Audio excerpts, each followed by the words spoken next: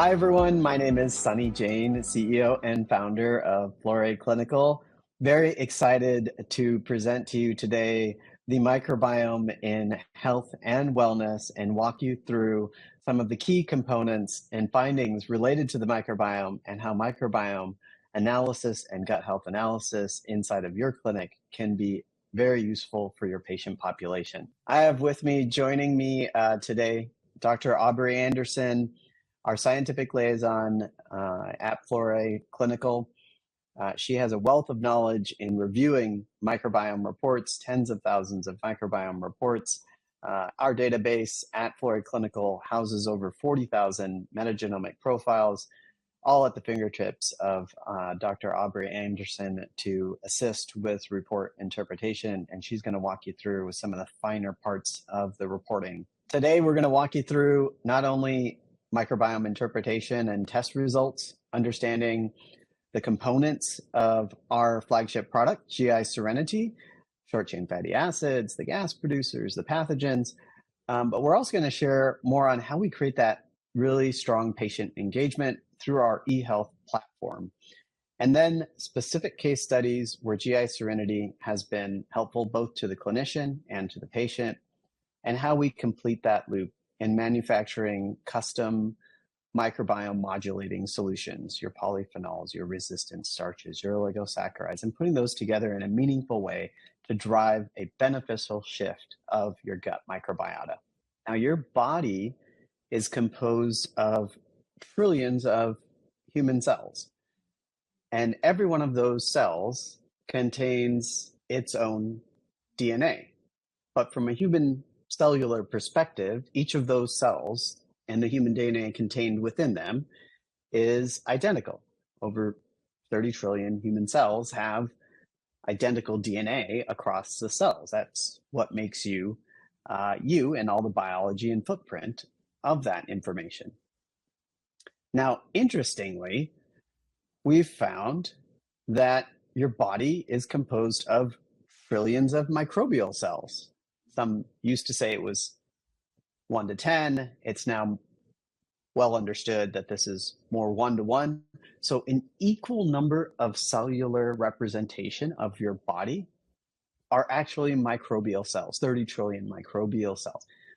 What's so interesting about those microbial cells is that they house DNA, but those microbial cells don't house all the same microbial DNA elements. They're actually really diverse across the cellular population. And between two individuals, you may only be 10% unique. You're 90% different from your microbial DNA of your gut microbiome. Now, as we began to understand more and more of this science and the importance of the gut microbiome, scientists and leading clinicians began to publish in an impactful way about how this is changing human health. In 2016, when we founded Flore Clinical, we knew that you could modulate the gut microbiome. And we understood that metagenomics was a key part of bringing this type of biomarker testing to commercial market. And so we started on that path and spent about 4 to 5 years in research and development before launching GI Serenity. And what we've seen in that time is an exponential ramp up in the peer-reviewed literature around human gut microbiome impact and its clinical utility, topping off at over 20,000 publications every year for the last couple of years. That's an astounding level of knowledge and understanding of the gut microbiome. Now, what we do at Flore Clinical is actually mine all of that information through a natural language processing algorithm that we've developed.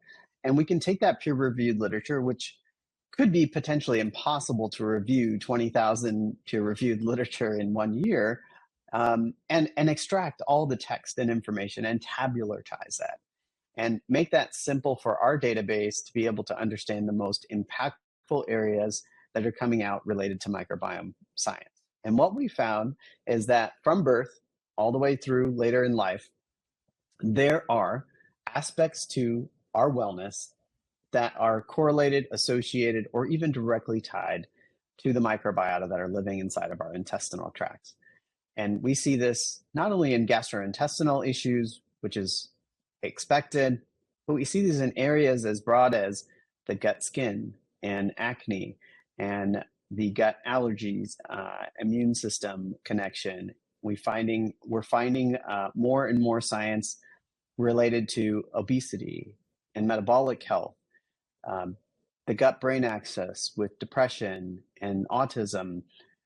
We're seeing so many more new indications even come out recently, indications related to Alzheimer's, Parkinson's, diabetes management, and of course, general IBS and IBD. So it'd be really important as we age to continue to monitor and understand how our microbiota shifts over time as we go from a child into adult microbiota, and as we shift from an adult microbiota later in life as we age every decade. That microbiota is so unique to you. And so your unique microbiota is shifting and changing over your lifetime. And so monitoring of that unique self becomes critically important in managing one's wellness. Now, there's different ways to monitor the microbiome. And let's define a few terminology before we get too deep into the science here today. The microbiota is a term used to describe all the living cells of these microorganisms that are living inside of the gut intestinal tract. The microbiome is considered the DNA elements of all of those cells extracted out and looked at and analyzed as it represents that microbiota. This is why we find DNA analysis critically important in order to understand what's going on in the microbiome. Now, there are always ways to look at biomarkers, whether it be microbiome or whether it be human analysis. And this is the central dogma that we're looking at here. We have DNA, and our cells have DNA, and they transcribe. And the transcription of off of the DNA represents expression, which is RNA, and you can measure RNA, sometimes called whole transcriptomics in microbiome analysis. But ultimately, we're trying to understand the metabolites or protein that gets translated off of those RNA molecules to understand how these protein molecules or these metabolites are interacting with our human physiology and changing our physiologies. Now, we don't always measure information in testing with protein. You may have heard of things like ELISA assays that are measuring protein. You may have heard of RNA assays that are single gene expression assays that measure things like cancer gene representation.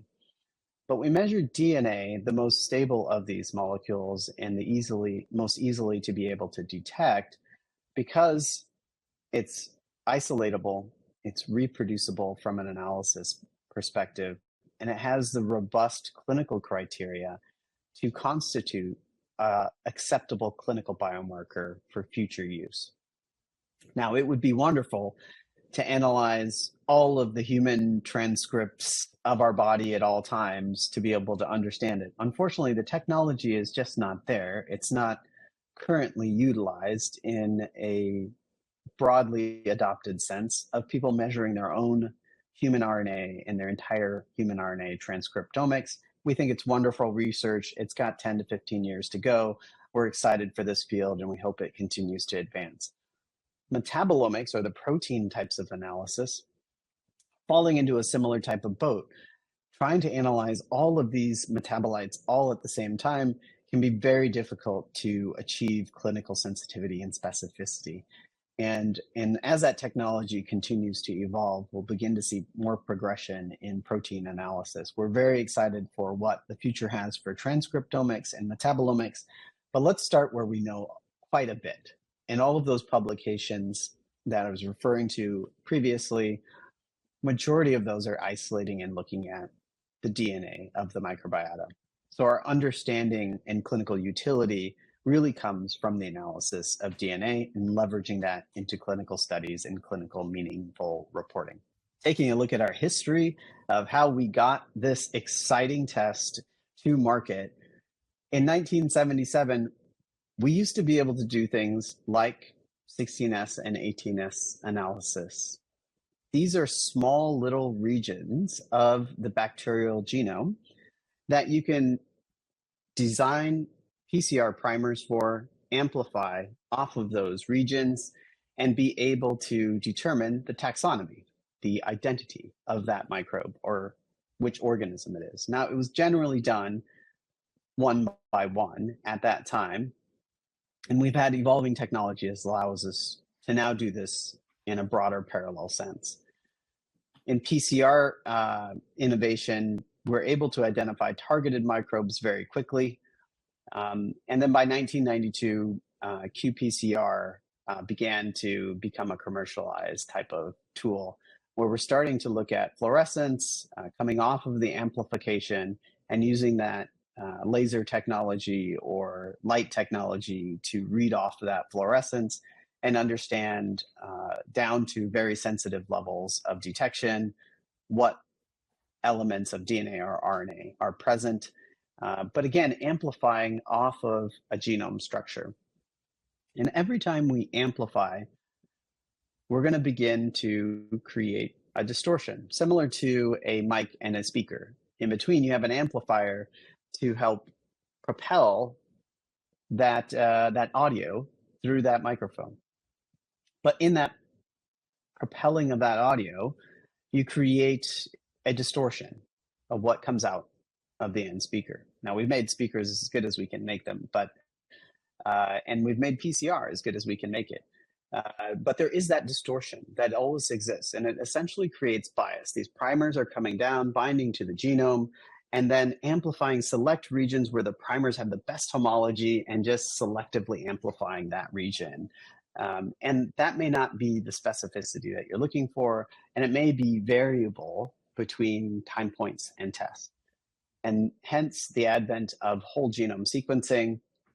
Whole genome sequencing looks at the entire genome of these bacterial organisms, not just these short segments that are defining their unique taxa, but actually sequencing through the genes, the promoters, the antibiotic resistance cassettes, looking at these various regions so you can understand the genetic function of these organisms and get more information and more sensitivity and specificity to the species level resolution. You can kind of think of PCR and qPCR and these 16S types of technologies as the way we used to watch television with the rabbit ear TVs. Wonderful technology, definitely an advancement from black and white to making it to color. But now we have 8K OLED technology, and it's very affordable and cost effective to have one in almost every room in the house. And that's why we believe in whole genome sequencing for analysis of the microbiome. As the cost of sequencing has precipitously dropped, it's allowed us to analyze the microbiome in this high resolution way.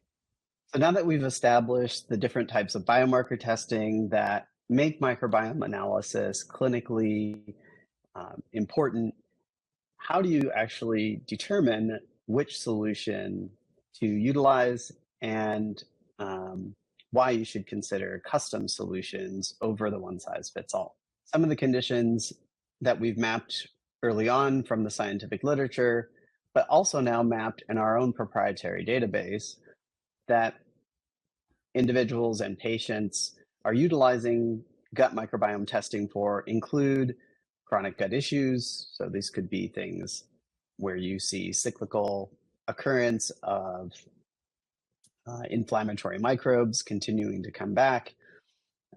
There are patients that have reported through our health and diet survey of having chronic pain. We've had patients that report having skin health issues. ASD is a study that we've done in collaboration with Arizona State University and published in M Systems in 2024. And then we've seen interesting areas in the gut-brain axis, in mood, as well as in metabolic health with obesity and diabetes. All of these areas are continuing to mature, but just help us understand why are patients choosing microbiome analysis and why are clinicians choosing microbiome analysis to continue to explore holistic solutions for their patient base. Now, one of the areas in metabolic health and obesity that we're seeing increase over time, the rate of obesity in the adult population and as well as in the children population, over 40% in adults, over 60% in children. The root of that, as identified by the scientific literature, could be found in the consumption of ultra-processed foods, or what some are calling the standard American diet or the SAD diet. These ultra-processed foods have a way to feed the organisms of the gut in a negative way, or the organisms that are not beneficial for our human health, and repress the organisms that are commensal, that are beneficial for our health. These specific metabolites that the beneficial organisms release actually are able to contribute to our human health. As much as 30% of metabolites that are released by the gut microbiota can be found in our circulation, setting the stage for understanding the microbiota could help us understand some of these mechanisms in obesity and metabolic health. Now, when we began to dive into some of that mechanism, what is actually happening? How do we look at the biochemistry of these complex carbohydrates or other molecules that could stimulate healthy bacteria, or vice versa, inhibit some of the harmful bacteria? When looking at the healthy bacteria, we found these three very clear categories of fibers that can be beneficial: complex carbohydrates, resistant starches, and oligosaccharides. What's interesting about these specific dietary fibers or resistant starches or oligosaccharides is the organism that they will in turn drive up the concentration of in your gut microbiota is very specific. You can take a broccoli powder and see some general benefit, but what it's actually doing in the gut microbiota is it's driving up the concentration of these butyrate producers in the gut, the Faecalibacterium prausnitzii, the Ruminococcus and Lactobacillus organisms, and the species contained within. And as we began to provide symbiotics, the prebiotics and probiotics combined, we were starting to see these shifts in longitudinal data analysis that we've done.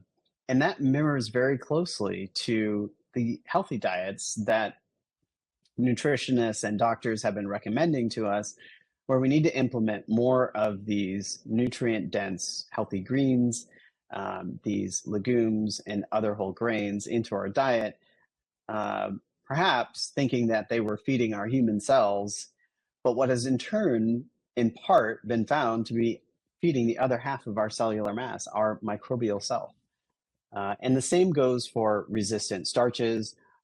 You have potato starches, green banana powder, other grains that will feed specific gut microbiota like Rosebaria or Akkermansia. Some of these organisms have strong associations to GLP-1 like agonists and receptor agonists, and others are also producing short-chain fatty acids like butyrate, propionate, and acetate that are stimulating that mechanism and enabling healthier outcomes for metabolic health. Another specific way to modulate the gut microbiome, and a long-standing way that people have defined as prebiotics, are oligosaccharides. So there's fructooligosaccharides, galactooligosaccharides, human mammal oligosaccharides. There's all these different types of long branch chain oligosaccharides that are difficult to quickly dissolve and break down, allowing the bacteria to use them as a fermentation source, essentially increasing the concentration of these organisms. Generally, they're going to increase the concentration of bifidobacterium and these immune stimulating microbes of the gut. And if you can increase the bifidobacterium and immune stimulation, you could solve for some of those underlying issues that have immune regulation involved in them. And there are other ways to do that through diet as well. But using these types of tools in combination and knowing which ones to put together at the right moment for what the microbiota is telling you is what we're able to assist with at Florey Clinical. Now, when you look at this mechanistically, we're finding that that the low fiber diet in the literature has strong associations to creation of aberrant metabolites, essentially metabolites that are not helpful for your human body. And if you can have high levels of commensal organisms, your Roseburia, your Faecalibacterium prausnitzii, some of these other bifidobacterium organisms, and perhaps even some eubacterium as well, you can create an environment where there are metabolites called short-chain fatty acids that are benefiting the intestinal lining and the tight junction intestinal epithelium. And these short-chain fatty acids not only are able to provide interintestinal benefit in feeding the right metabolites that act as prebiotics for other organisms, but also have direct binding sites to the intestinal epithelium. And this is research that was done as recently as January of 2024, where scientists have actually now shown that the biochemistry of these short-chain fatty acids, specifically butyrate, have binding structures inside these GLP-1-like receptors. So this is fascinating research coming out, and it mirrors very closely to some of our findings analyzing our database as well. So if these short-chain fatty acids are critically important to be a part of the molecules inside of our intestinal tract, we need to start to consider what are the ways that we can naturally stimulate the production of this short-chain fatty acid instead of end-arounding that whole mechanism through direct stimulation of GLP-1. Perhaps there's a natural way to build up the homeostasis or the specific organisms of the gut that are going to produce all these wonderful short-chain fatty acids, ultimately leading to the metabolic benefits. That molecule butyrate has now been implicated as a central conduit in various different types of organs, not only coming from the intestinal gut, but then triggering downstream pathways across that gut barrier through the lamina propria into the tissues and eventually getting into the circulation and other organs of our body. That downstream pathway has now been shown to have positive and negative effects. And this just shows how central it is to areas that are critically important in obesity management and GLP-1 receptor pathways, not only affecting the liver, pancreas, adipose tissue, and the brain, but stemming from its source, the microbiota that are producing it inside of the intestinal tract. So when we took our database of over 40,000 metagenomic profiles, looking at the microbiome at deep levels, and then selectively isolating out all of the individuals that have elevated levels of BMI index, establishing an obesity cohort, and comparing them to our healthy cohort, where we peer-reviewed and published on in IBS as well as in autism, and then further trimming that healthy cohort for the obesity study. And what we found is that there is a strong statistical difference in the gut diversity between individuals that represent the quote-unquote healthy cohort, individuals that don't have self-reported chronic condition or management, versus the obesity cohort, these individuals with elevated BMI. This was fascinating to see and begins to establish the point that perhaps the microbiota in the context of obesity is different. The composition of it is different, and the metabolites that it's going to release are aberrant, and we need to move it over to healthy. So after analyzing the healthy cohort and the obesity cohort, we dove further into the microbes that are differentiating between these cohorts. What are the specific organisms? And we started to categorize them. And we found that there are three main categories of these microbes that are different. There are ones that are producing short-chain fatty acids. So there are less short-chain fatty acid producing microbes in obesity. There are more gas producers in obesity. There are more pathogenic microbes, and their subsequent toxin production in obesity-related cohort. So if we can begin to solve for these three axes in obesity paradigm, so this sets the stage for there being three key areas of concern related to the paradigm of obesity treatment and the gut microbiota. Looking at your short chain fatty acid microbe production, looking at your gas producers, looking at your pathogenic microbes could be critically important in a holistic treatment paradigm for patient care when trying to resolve root cause of what's going on related to obesity. So I'm pleased to present GI Serenity, the report that can actually provide insight into these key areas of the microbiota, and what's more, get all the way through into the detail of eukaryotes, archaea, viruses, other bacteria that could be lending to the issues holding back a patient from feeling their best. And we pair this with our eHealth technology, and I'm pleased to introduce Dr. Aubrey Anderson, who will be taking it from here, walking us through some of the finer points of GI Serenity. I'm pleased to present to you 3 case studies where we utilize the GI Serenity test to identify the 3 genetic signatures that we found were common in patients with obesity, and then go through how you identify this through the report, and then solutions for these patients based on custom probiotics. We have a 72-year-old male. He complains of gas, bloating, brain fog, and fatigue. His health history includes reflux, arthritis, rosacea, and seasonal allergies. In terms of food and sensitivities, we have eggs, dairy, and salicylates. He takes PPIs and statin drugs. He's on a multivitamin, takes calcium, magnesium, vitamin C, vitamin D, and an omega-3 supplement. He's a non-smoker. He drinks 1 drink per day or 7 drinks per week. When we asked about diet, he identified no specific dietary practices. We can assume he's probably on a standard American diet. And in terms of exercise, he quantified himself as moderately active, exercising 2 or 3 times per week. This patient's BMI is 34.86. So he is one of our obesity patients. And so let's run a test on him and see what his gut microbiome shows us. Before we dive into the analysis, let's take a closer look at this patient's diet. They said no specific dietary practices, but when we asked them greater detail, we found that this patient's greatest sources of protein are chicken, beef, fish, and pork.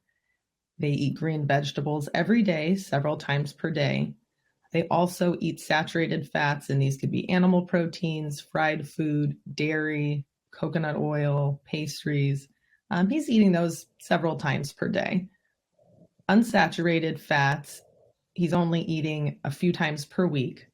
And the fermented probiotic foods he identified in his diet were sauerkraut, yogurt, and soft cheeses. He is taking a probiotic. It's an off-the-shelf probiotic. He has not taken antibiotics or Accutane for greater than 2-week period of time. And he has not taken any antibiotics in the last 3 months. We ran a GI Serenity report on this patient, and the abnormalities that were shown were really high abundances of 2 notorious gas producers, Bacteroides vulgaris and Bacteroides fragilis. And so you can see from this report that his abundance is almost 3 times more than the upper limit of what would be considered normal for Bacteroides vulgaris. And you can see his Bacteroides fragilis is also much higher than average. It's highly likely that these microbes are causing this patient gas and bloating and digestive discomfort. And so now that we've identified the exact strains that are overgrown, we can develop a treatment strategy through probiotics to address this overgrowth.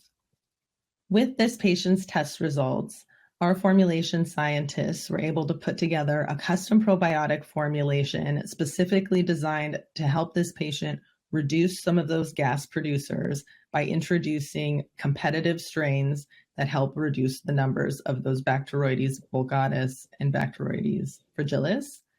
So in the graph that you can see on the right here at time point 1, that is the gas producer's abundance when the test was first taken. After we administer the custom probiotic, you can see that each follow-up test at each time point, the gas producer's abundance changed significantly. And by the time we got to time point 5, which is about a year and a half into treatment, you can see the gas producers have reduced to less than 2. This was very exciting to see how a probiotic can interact with the gut microbiome and actually cause this shift and bring down the level of gas producers for this patient. For our next case study, we're going to look at a patient with obesity that has the microbiome signature of pathogen abundance. This is our patient. He's a 35-year-old male. He's complaining of frequent bowel movements, gas, and brain fog. He suffers from acne, depression, and seasonal allergies. His food and allergies include eggs, dairy, nuts, and beans. He takes no medications, takes no supplements. He has 1 to 3 alcoholic beverages per week. He is practicing an intermittent fasting diet. He is dairy-free and mostly a vegetarian. He exercises 2 to 3 times per week, and his BMI is 35.39. When we dive into this patient's diet a little further, and we asked him about some of the content of this diet, we found that he gets most of his protein through plant protein, and he eats meat, fish, and chicken just on the weekends. When asked about eating green vegetables, this patient was honest with us and said almost never. But they do eat saturated fats less than once per day, and unsaturated fats just a few times per week. The probiotic foods that they are including in their diet are kimchi, kombucha, sauerkraut, and yogurt. This patient does take a probiotic. It's one that's off the shelf. They have had prolonged antibiotic therapy or used Accutane for greater than 2 weeks over the course of their lifetime, and they have not taken any antibiotics in the last 3 months. So let's take a look at their test and the abnormalities we found. Here you can see that we have multiple microbes that are abundant that are known problems. And so this Citrobacter you can see is elevated. This is the one in the first row. And you can also see that Klebsiella pneumoniae is also elevated in this patient. Now that we've identified the problematic microbes, we can develop a treatment plan to address them. And you in your practice, depending on, of course, which problematic microbe you may find, you may decide to treat these patients, according to your own treatment. However that is, as all providers, we all treat differently. We don't always have the same exact plan. But one thing most of our treatment plans include when we're working on things like the gut is a probiotic. And so let's pick a probiotic for this patient based on their pathogen abundance. For this patient, we created a custom formulation that is mostly comprised of lactobacillus species and bifidobacterium species, and the prebiotic filler in their formulation was the powerful antioxidant turmeric. Time point 1 is the pathogen abundance when they took their test, and then time point 2 and beyond is the pathogen abundance after the probiotic was administered. And you can see, again, these time points are about 4 to 6 months apart. You can see the significant drop in the pathogen abundance for this patient right away. Even within that first sample point, it was a significant drop. And so through a subsequent follow-up testing, you can continue monitoring these pathogens to make sure that their populations are staying in check.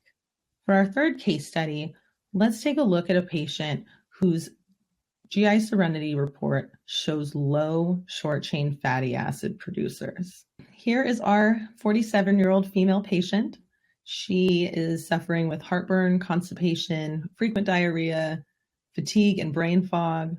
Her problem list includes migraines, IBS, and recurrent UTIs. She has no known drug allergies. The only medication she takes is zonisamide, 100 milligrams by mouth 3 times a day. In this medication, she's taking it off-label for weight loss. The supplements she's taking are ashwagandha, turmeric, and magnesium. She's a non-smoker, has 1 to 2 drinks per month. For her diet, she disclosed that she has no specific dietary practices, so we can assume it's probably standard American diet. Moderate exercise 2 to 3 times per week. And this patient's BMI is 34.49. So let's take a deeper look into her diet and see what she's eating. For this patient, her main sources of protein are chicken and beef. She eats green vegetables once per day. She eats saturated fats once per day, unsaturated fats a few times per week. She doesn't eat any of the fermented or probiotic foods. She does not take probiotics. She has had prolonged antibiotics use or Accutane use. She is not currently on antibiotics, but did take some within the last 3 months. So in her report, you can see some of our most important short-chain fatty acid producers are extremely low. This means that this patient is missing out on all of the benefits and anti-inflammatory benefits of the short-chain fatty acids. It also means that the gut integrity is potentially in jeopardy because it's not being nourished by these metabolites. And so, but all 3 of these are some of the most important short-chain fatty acid producers, and you can see that this patient is really lacking in these. And so let's take a look at what we did for this patient and how her short-chain fatty acid producers responded. Okay, to bring up the short-chain fatty acid producers in this patient, the custom formulation included psyllium husk powder and turmeric, several species of bifidobacterium, Streptococcus thermophilus, and lactobacillus. Time point 1, you can see that her short-chain fatty acid producers were barely detectable. It's that tiny little sliver of a line at the bottom. And by time point 2, which was about 6 months later, you can see that she had a significant bump in her short-chain fatty acid producers. And then by her 3rd time point, you can see that she had a tremendous turnaround in the growth of those short-chain fatty acid producing microbes. And so now she's getting all of the benefits of those short-chain fatty acids, the anti-inflammatory benefits, and the enterocytes lining her intestines are now getting all of the benefits of those short-chain fatty acids to promote gut integrity. So now that you've identified these problematic microbes for your patients, are you ready to pick a probiotic for your treatment plan? Perhaps you've been here. I know I've been here. We call the wall of confusion, overwhelming number of probiotics off the shelf with all sorts of different strains in there. And I've spent quite a bit of time in my practice trying to match a probiotic for my patient. But it really turns into sort of a probiotic paralysis where it's really hard to make a decision. And that's why I want to introduce the GI Serenity by Flore Clinical, because it gives you a pathway to do this that is much easier. So once you've used the GI Serenity test to identify problematic microbes or microbes who you want to foster growth with, our team of formulation scientists will create a formulation based on your patient's data from their GI Serenity test, as well as the health history and conditions that this patient is dealing with and suffering with. They create this formulation blending those 2 things together. So your patient gets 100% custom probiotic that is to target and treat the issues that they are dealing with based on their most recent report. Once our formulation scientists have created your patient's custom formulation, those 100% custom probiotics are drop shipped directly to your patient's door. The benefits of having precision formulated probiotics is that it removes the limitations of having to stock tons of formulas in your office and then try to play mix and match to find ones that are perfect for your individual patient's unique microbiome. These custom formulations are created by our scientists based on your patient's individual microbiome report and their individual health concerns. So rather than lumping them into a bucket, they're getting 100% focus on their individual microbiome signature. The acid-resistant capsules that these probiotics are housed in will protect these live strains through stomach acid so that they open in their destination of the small intestine intact, and our strains are alive so they can go do work in the places we want them to be. That acid-resistant capsule is incredible for increasing the survivability of these probiotic strains so they will take up residence in your microbiome. All custom formulations are formulated with the patient's allergies, sensitivities, and dietary restrictions in mind so that they get a product that fits for them. The premium ingredients in these probiotics are sourced from industry-leading suppliers such as DSM and Frontera.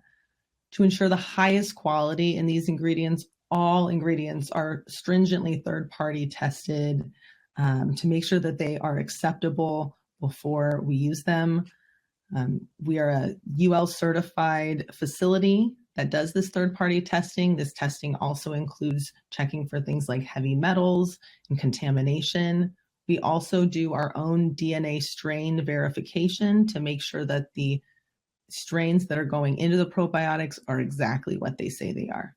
Every time your patient does a new GI Serenity test and gets a new report, they will get a brand new custom formulation based on the newest test results so that your patient's custom probiotics are keeping up with their evolving gut microbiome over their lifetime. Our interactive patient portal allows you and your patient to collect clinical insights beyond just a PDF or a printout. This interactive portal allows you to search for a specific microbe. So if there is one that you wanted to look for that maybe didn't show up in the top 10, but you're curious, you can put that microbe into the search bar here, and it will identify it in that patient's sample if it was present. You also can track the abundance of an individual species over time through this portal, so you can monitor how you're doing with them between each time point to assess if your treatment plan is working. You can also use this interactive patient portal to learn more about the individual microbes, how they're classified, some of their functions and the purposes that they serve, and the diseases or conditions they are often associated with. We have an eHealth portal that allows you and your patient to stay engaged with their gut microbiome report and their subsequent testing so that you can keep track of their results and keep track of the ingredients in their newest formulations when they're created. Thank you for joining us today to take time to learn a little bit more about the gut microbiome and the value of whole genome sequencing in that analysis. I hope you also learned a bit about custom probiotic formulations and their value in addressing different microbial issues like the gas producers or pathogen abundance, or identifying the lack of short-chain fatty acid producers in your patients. We are looking forward to partnering with you and your patients on their gut health journey.